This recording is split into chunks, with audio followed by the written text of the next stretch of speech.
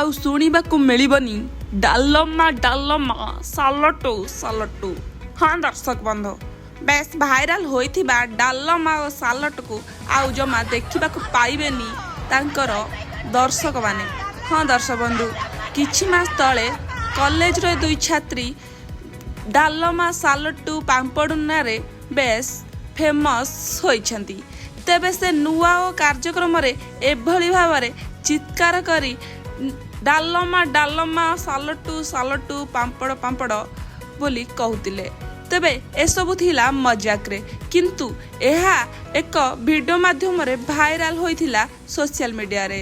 तेबे सुनिबा को मिलिछि कि बर्तन पई एई दुई झियंकर विवाह होबा पई जाउछि।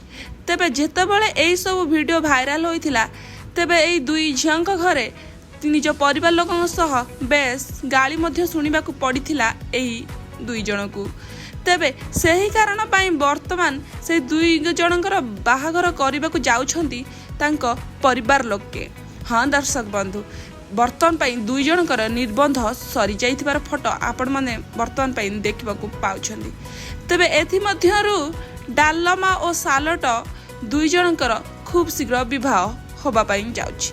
एथि मध्यरु जनकर विवाह मध्य सरी जाइछि।